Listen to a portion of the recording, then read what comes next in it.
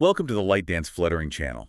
Yeah. I want to start today by having you picture a very specific scene for me. Oh, I love a good thought experiment. Right.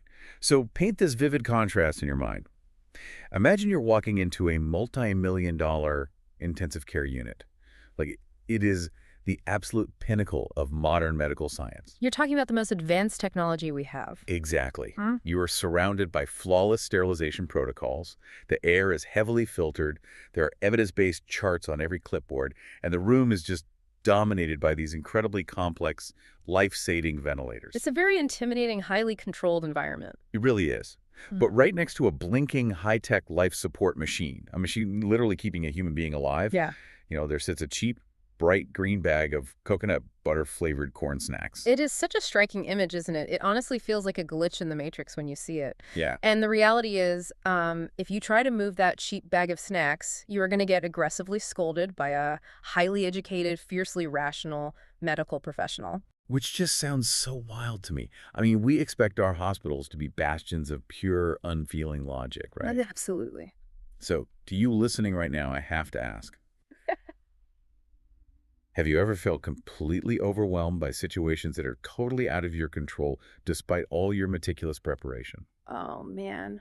I think we've all been there. Yeah, where no matter how much data or logic you threw at a problem, you still felt like you were just drowning in uncertainty. I think anyone who has ever held a high-stakes job, or frankly, anyone just trying to navigate life, knows that exact feeling of drowning. And while that universal feeling is what we are exploring in this deep dive today, we are looking to the lens of a counseling psychologist with decades of clinical experience to understand this specific Taiwanese medical tradition, the Kuai Kuai culture. And Kuai Kuai translates to obedient or good in English, right? Yes, exactly, like telling a child to be good. Right.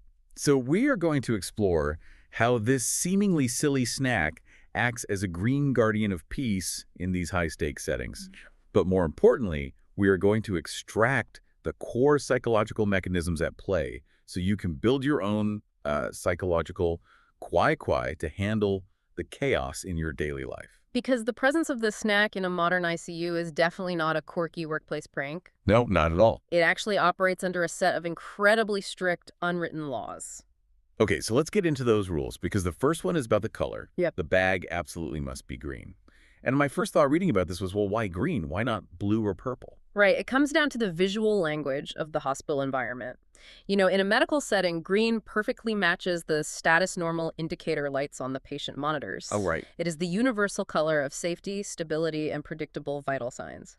So bringing in a green object is a deliberate psychological anchor. That makes total sense. Like, you want everything in your visual field signaling that things are okay. And the readings point out that other colors of the same snack are strictly forbidden. Oh, completely forbidden. Yeah, a yellow bag is a warning, and a red bag is an active danger alarm. Bringing a red bag of Kuai Kuai into an ICU is practically viewed as an act of sabotage. It is a massive taboo. I mean, you do not bring the color of a crashing patient's monitor into the ward. The color coordination is the absolute baseline of this practice. Okay, hold on, though. I am stuck on one detail from the sources that is just driving me crazy. What's that? The hospital staff obsess over the expiration date of this snack. Like, they constantly check the date printed on the bag, and they throw it out and replace it the second it expires. Yes, they do. But nobody is ever allowed to actually open the bag or eat the chips inside. If the bag is just going to sit sealed on a machine forever, why on earth do they care if the food inside gets stale? It's a great question. I mean, if they aren't eating it, isn't replacing it just pure superstition at that point? I had the exact same thought when I first encountered this. It looks like pure, irrational superstition. But the counseling psychologist who studied this outlines how it is actually a flawless example of something called mixed rationality. Okay, mixed rationality. Yeah. How so? Like, where is the rationality in throwing away an unopened bag of chips? Well, you have to look at it from two different angles. Emotionally, there is a traditional cultural belief that the guardian blessing, the protective aura of the snack, fades when the food hits its expiration date. Right, so the magic runs out. Exactly. You have to actively renew the blessing. That addresses the emotional need for a fresh start. But if we look at it rationally, think about the physical reality of an expired, degrading food item sitting in a warm hospital ward. Oh, wow. It attracts pests. It attracts rodents. Precisely. A rat drawn to the smell of rotting corn snacks, chewing through a vital ventilator wire in an intensive care unit. That isn't just bad luck. No, that's horrible. It is a literal catastrophic medical disaster. Wow. That is terrifyingly practical. It really is, isn't it? It beautifully blends a traditional emotional plea for blessings with incredibly rigorous modern hospital safety protocols. The staff gets the emotional comfort of the ritual, but the strict rule about expiration dates ensures they never introduce the very real danger of a rat into a sterile ICU. They aren't separating cold logic from human emotion. They're wrapping them both together. But the healing power of this little green bag goes so much deeper than just keeping mice away, right? I mean, it acts as a massive psychological anchor for the staff. It does. And to really understand why it is so effective, we can look at psychoanalyst D.W. Winnicott's concept of the transitional object. Okay, and the most classic example of a transitional object being a child's security blanket, right? Yes, exactly. Think about a frightened toddler clutching a blanket in a dark room. When that child holds the blanket, they aren't just holding a piece of cotton fabric. Right, it means something more. The physical object materializes the abstract feeling of safety. The blanket physically grounds a panicked nervous system. It's the tangible, holdable embodiment of the thought like, I am scared of the dark, but I have this, so I am safe. And it is fascinating to realize that this bright green snack acts as that exact same security blanket, just for highly educated adult doctors and nurses facing life and death stakes. It grounds their nervous system. It grounds them, yeah. And then they actually take the psychological processing a step further. The nurses will take ballpoint pens and write specific, personalized messages right onto the green bags. Oh, I love this part. Yes, there was a great example where a nurse wrote, "Ventilator brother, be good. Help the patients through the night." Yes. And I love how this connects to the philosopher Martin Buber. He talked about how we relate to the world around us. Modern medicine forces healthcare staff into this freezing cold, purely functional relationship with their environment. Buber calls it the I-it relationship. You are a human interacting with an object. Which is how you are trained to operate in medicine. You know, you have to be objective. Right, exactly. But imagine doing that for 12 hours straight. Yeah. Interacting with a ventilator not as a partner, but as a terrifying, unpredictable force of nature, where one wrong beep or malfunction means a human being dies. It's exhausting. So by taking a pen and writing, "Ventilator brother, be good," they elevate the machine. They shift it into an ideal relationship. They are anthropomorphizing the life support machine so it becomes a teammate in the fight rather than an enemy they have to constantly monitor. And we really need to emphasize how vital that shift is for the human brain. Let's talk about what happens in your head during a high-stress shift in an unpredictable environment. Your brain enters a state of psychological entropy. Okay, let's unpack that term. What does psychological entropy actually feel like? Well, it feels like hypervigilance. In an ICU, an alarm could go off at any second. A patient could crash without warning. So your brain is essentially spinning its wheels, running 100 background simulations, burning through massive amounts of cognitive energy, just scanning for threats. Just constantly on edge. Yeah, exactly. You are trying to predict the unpredictable, which is impossible. It's like leaving 50 heavy tabs open on a web browser. Eventually, the computer just freezes. That is exactly it. You get decision fatigue and you freeze. Placing the snack on the machine and writing that note on it acts as a closure signal. Closure signal. Yes, it is a physical microaction that is 100% within the nurse's control. When they place that bag down, it tells the brain, I have done everything in my power, task complete. It stops the scanning. Wow. It closes the open browser tabs and frees up cognitive resources so they can actually focus on their patients. And it is heavily noted in the clinical observations that this is a profound form of silent emotional labor.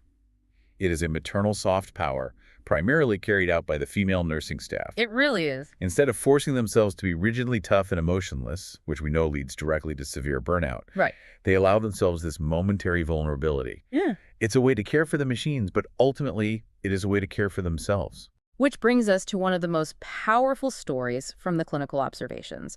If you want to see exactly how heavy the need for that closure signal is, look at the story of the veteran ICU head nurse. Yeah, this story was intense. We are talking about someone with 20 years of experience in the darkest moments of healthcare. Right.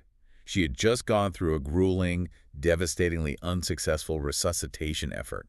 A patient didn't make it. You can imagine the suffocating silence in that room after the chaos stopped. Just absolute silence. She is sitting there, totally engulfed in the ultimate heavy burden of medical care. The guilt, the endless what-ifs. What if we had been faster? What if we tried a different dosage? It is a crushing amount of weight for one human being to carry. And in that moment of absolute despair, she looks up at the monitor, she sees the green bag of Kuai Kuai, and she suddenly realizes it isn't a magical talisman meant to guarantee survival. No, not at all. It's a silent message of self-forgiveness.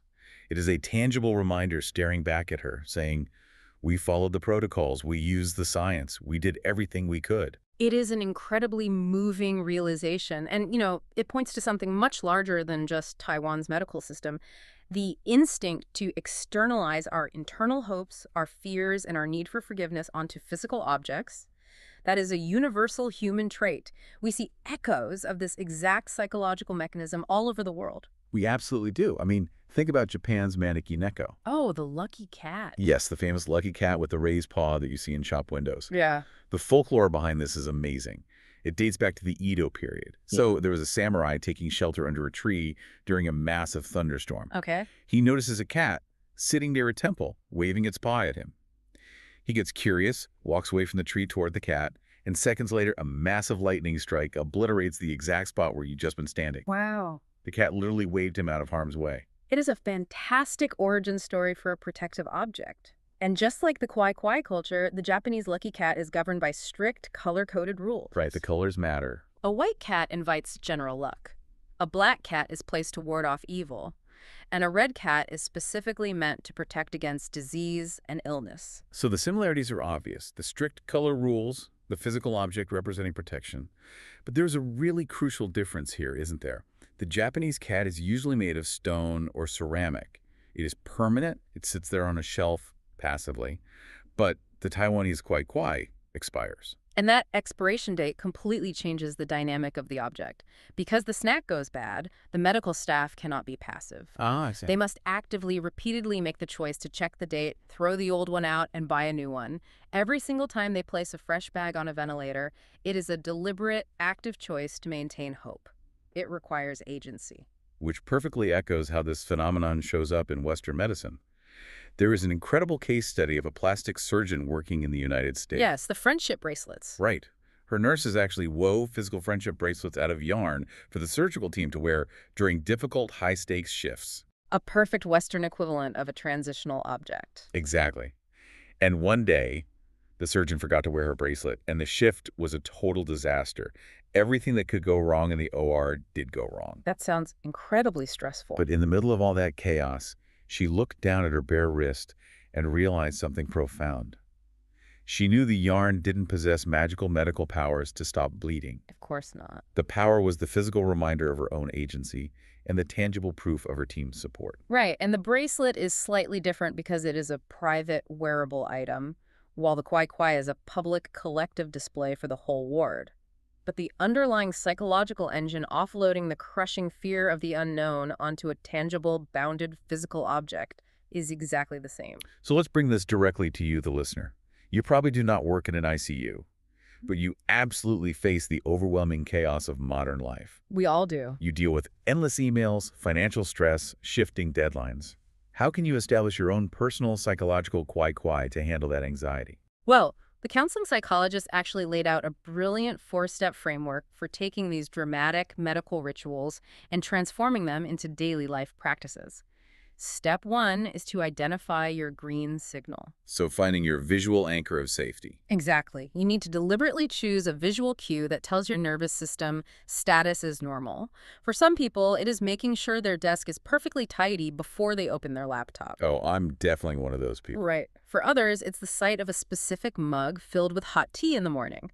When your eyes see that object, it sends a subconscious signal to your brain that the environment is secure. So to you listening, think about your workspace right now. Do you have a green signal? Step 2 is setting your non-depletion zones. This is about fiercely protecting sacred microhabits to prevent that psychological entropy we talked about earlier. This is vital because modern work culture expects us to be available 24/7. Our brains are constantly scanning for threats like a late-night Slack message. You have to draw a boundary. You have to. A non-depletion zone could be 15 minutes of completely silent morning meditation where your phone is in another room. Or it could be a strict, non-negotiable rule of 0 screens an hour before bed. You had a pocket of time where you refuse to let the unpredictable world in. And step 3 is where I think most of us fail. Checking your emotional expiry dates. We rarely audit our coping mechanisms, do we? Almost never. But just like the nurses throwing out the expired snacks, you have to be willing to throw out expired habits. A hobby, or even a social routine that used to deeply relax you 5 years ago, might actually feel like a chore today. It becomes an obligation. Right, it might be draining you. You have to check the expiration date on your routines and replace them with something fresh that actually serves your current needs. Now, step 4 is honestly my favorite, and it is the most counterintuitive piece of advice here. Anthropomorphize your anxiety. The psychologist suggests sitting down and writing a literal letter to your fear. You actually write, "Dear anxiety, I see you. What are you trying to remind me of?" It sounds a little strange at first, but there is brilliant neurology behind this. When you are hit with a sudden wave of anxiety, your brain's primal alarm system, the amygdala, takes over completely. You are trapped in pure emotion in fight or flight mode. And you cannot logic your way out of it when the alarm is blaring. You can't. But the physical act of writing, formulating words, structuring sentences, asking a coherent question on a piece of paper, that requires complex logic. Oh, I see where this is going. Yeah, it forces your prefrontal cortex, the rational language center of your brain, to power up and take the wheel. Oh, no. You are physically shifting the electrical activity in your brain away from the panic center and into the logic center. Oh. You turn anxiety from an enemy that is attacking you into a partner you are having a conversation with, just like the nurses partnering with the ventilator. That is such an incredible tool. But we do need to share the vital clinical warning the psychologist includes with all of this. Yes, we absolutely cannot skip this caveat. These rituals, the tidy desk, the tea, the letters, they are crutches, not a cast. They are a support system meant to help you walk, not something meant to completely immobilize you. Exactly. If you find that you absolutely panic and cannot function without your ritual, or if perfectly arranging the items on your desk starts taking up hours of your day, it is no longer a healthy closure signal. Right. At that point, the ritual has become the master, which may be an indicator of obsessive-compulsive disorder or severe anxiety. If that happens, it is time to seek professional help. True maturity isn't about eradicating every emotion or rigidly controlling every variable in your life. It's just about finding healthy ways to carry the weight of uncertainty. Beautifully said. Which makes me think of the beautiful final metaphor from the source material. It references traditional Chinese ink painting and a technique that translates to blank space. Oh, it's a gorgeous concept. In that style of painting, the artists deliberately refuse to fill every inch of the canvas. They leave intentional empty space so the painting can breathe. The green Kuai Kuai snack in the hospital is that blank space. Right. After the doctors have exhausted all their rational protocols, checked every scientific metric, and pushed medicine to its absolute limit, they intentionally leave a little blank space. Placing that snack is a humble admission that we do not control the universe. It leaves a little room for hope. And that humility is where true resilience comes from. Leaving a blank space for hope. It makes me think about where we are heading in the future. As AI takes over more predictive medicine, supposedly eliminating human error and uncertainty, will healthcare workers still need that green snack? That's a fascinating question. Right. Or, as machines get smarter and take on more of the burden of our lives, will we eventually need to start leaving little Kuai Kuai snacks next to the AI servers just to make ourselves feel better about letting go of control? I suspect we will. The human need for a safety signal, for that tangible reminder that everything will be okay, never really goes away. It just evolves. So, to you listening, what is the green Kuai Kuai sitting on the desk of your life right now? And on that note, we have a quick reminder for you. Yes, welcome to Follow the Light Dance Flying channel. Share, subscribe, and turn on the notification bell. See you next time.